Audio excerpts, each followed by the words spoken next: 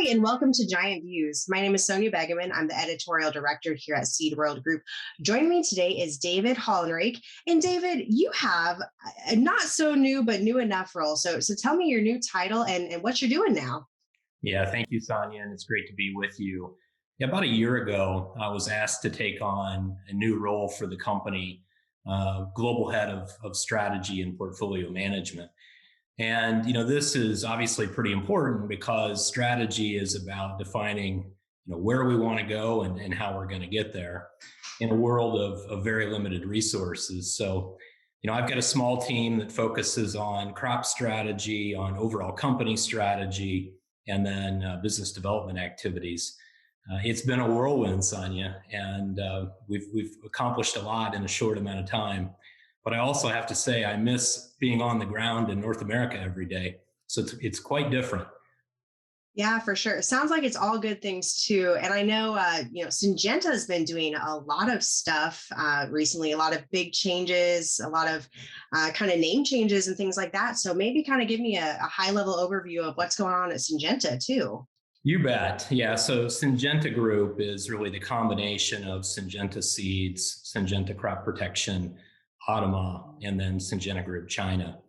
And we're blessed in that not much of the Syngenta seeds culture or even Syngenta crop protection culture has changed.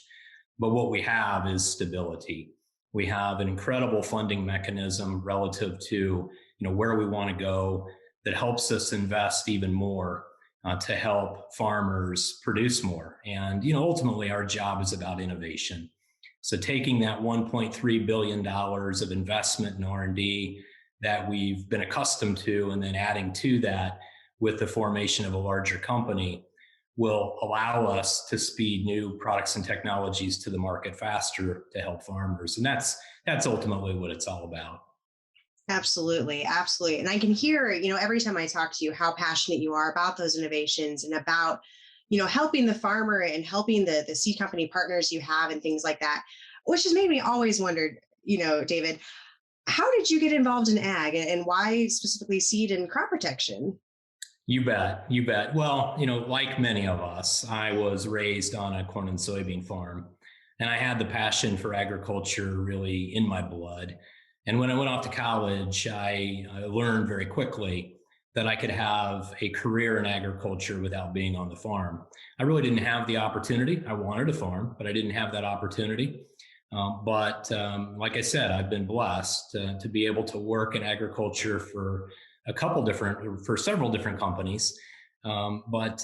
Really love the fact that, I can focus every day on the roots of why I love the business. And that's about serving farmers and helping create innovations that satisfy what they want to do, which is to be more productive and hopefully make more money.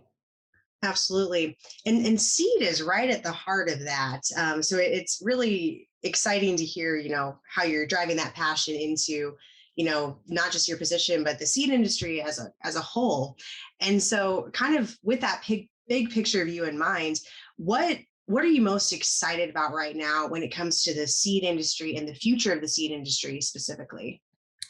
Sonia, I'm not sure that we could say that there's ever been a better time to be in agriculture than right now. Think about the opportunities that farmers have because of the current demand profile.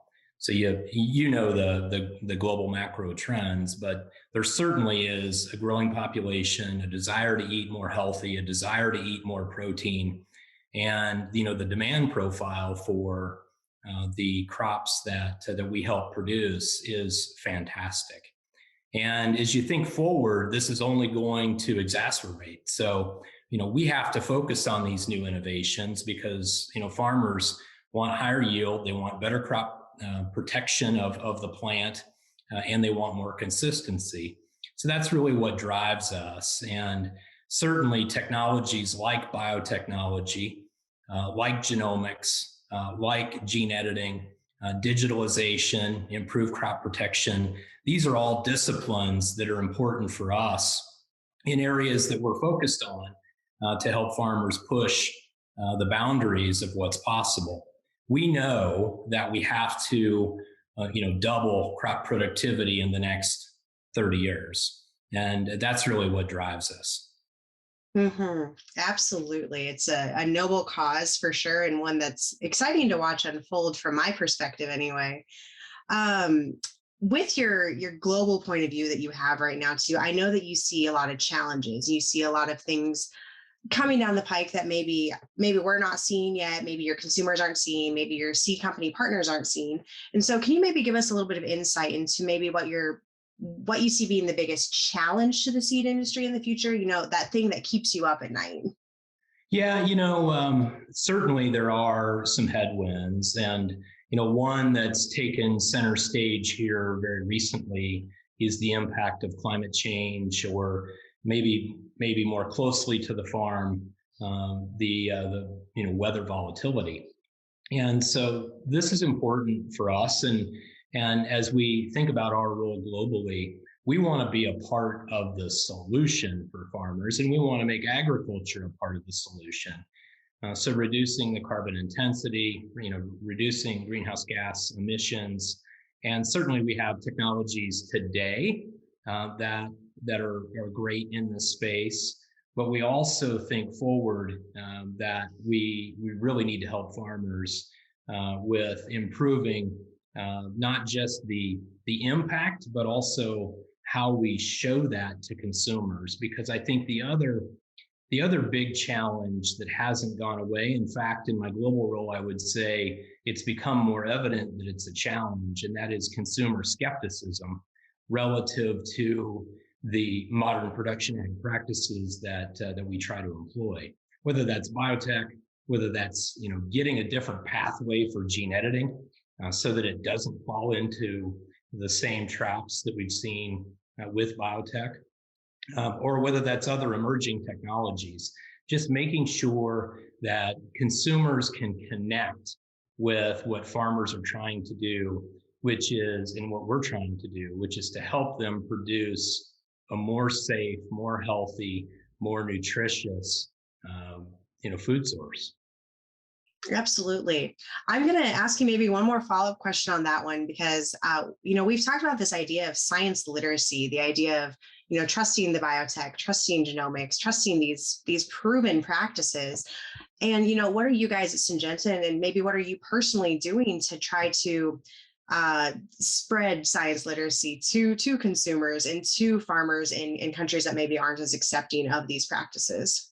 Yeah, great question. And I would say, first of all, it starts internally, of giving our people the confidence that we're really doing it the right way, and making sure that we educate all of our employees on how important it is for us to follow the safety protocols that are required for approval. But I think more importantly, it's about connecting with the apprehension that consumers have. And this has been a challenge for agriculture, because the most trusted source of information is the farmer himself or herself. So activating their voices is a part of what we try to do, and connecting them to the better good that they're trying to accomplish, and really making sure that consumers know that. Understanding consumers' concerns is of utmost importance, because ultimately they're the end customer of everything we produce. And I would tell you that we haven't always done a great job of that in agriculture, in that we tried to use science and the safety studies as the reason to believe. That's important, but first understanding why folks have apprehension is more important. So it's really connecting the head and the heart. Yes, the data is important, but first let's understand the apprehension and connect the two and have a dialogue. And then hopefully that dialogue can create some understanding that modern production ag practices really are for the good. Absolutely. Really great tips, because, we talk to scientists, we talk to farmers, we're everyone. So it's a different communication perspective for each of them for sure. And I think kind of shifting gears maybe a little bit here to ask you more about you, David. You went from being a farm boy in Illinois to, this global position that you have, which is no easy feat. I'm sure took a lot of hard work and a lot of dedication. Could you maybe share with our viewers, what is one of the most valuable life lessons or work lessons that you share to those you're mentoring that hopefully helps them on their path? Yeah, great question. I would say, never forget who we're trying to serve. And, I think, when you grow up on the farm, you develop a really strong passion and understanding of what it's like to be a farmer. And I'll never forget the years 1987 and 1988, where my parents went through a really, really challenging time because we had significant droughts. And just seeing how hard it was to earn a living, I think helped shape my passion to make sure that everybody in the organization that I touch really can connect with the heartbeat of the farmer. And I believe, Sonia, that if we keep that in mind, that we're in the business to serve farmers, that it really has an impact on the output we produce and the effort we can put into it because we have that common goal of serving someone else. Absolutely. It's a people business. It's not just faceless organizations, it's people. You got it. Awesome. Well, David, I think that is kind of what I was thinking for our questions. Is there anything else that, we're talking to some really strong leaders right now in the seed industry, and we're talking to some up and comers too. So is there anything else that you'd like to say to them? Well, again, I don't know that there's ever been a more opportunistic time in agriculture. We've got some massive challenges, whether that's climate change or whether that's even pest resistance and the evolution of that. But we also have some brilliant minds that are really attacking these issues. And I'm confident that we collectively can solve for these problems and help farmers do what they do even better and help feed a growing, hungry planet. Absolutely. Well, thank you so much for your time today, David. I really appreciate it. And thank you to all of you who decided to watch us today. We really appreciate it. Be sure to check out the rest of what we have available on our platform at Seed World International. We're really excited to see you engage, and we'd love to hear from you. Tune in tomorrow for our next Giant Views. Thanks so much.